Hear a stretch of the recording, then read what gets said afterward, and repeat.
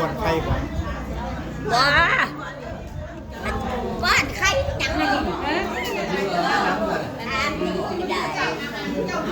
เพื่ออย่างนี้นะแม่ถ้าใครเพื่ออย่างใครควรเอาใครขวัญถ้ามือเพื่อพี่เหลือถ้ามือโอ้เอาถ้าด้วยตีนมันถ้าตีนฟาตีนนะใจตีนใจตีนด้วยใส่เอาไข่แดงนี่ได้เร็วอย่าบอกเป็นเนื้อเลยโอ้โหมันกินดีแล้วอยู่เงินแล้วก็กินแล้วอะไรนะบอกแล้วโอ้โหเฮ้ยน้องใบสีสู้ขวัญเด้อ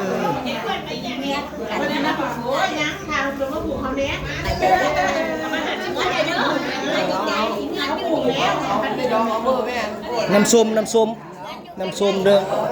แม่อุ้ยเอาอีกเนี่ยแม่อุ้ยน้ำส้มเอาอีกเด้อ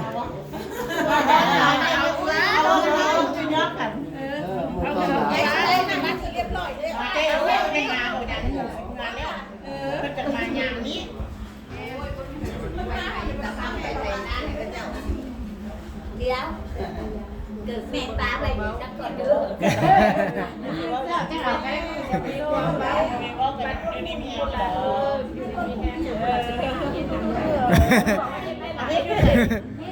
สังคม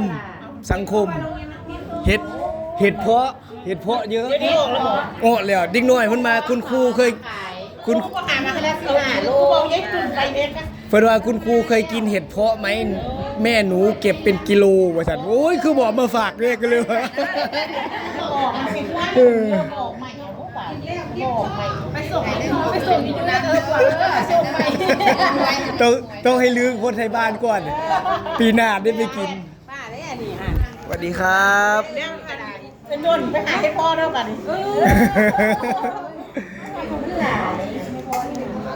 ต้องให้เรื่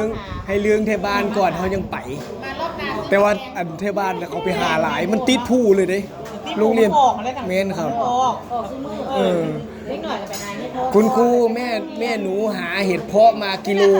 คุณครูกินไหมเหมือนสั่งคุณครูยังกินอยู่ได้แล้วทาเป็นทาเลยเป็นเนี่ยที่เมียจะทำเอาอย่างเปิดใหม่เปิดบางคนบอกว่าเรามากินข้าว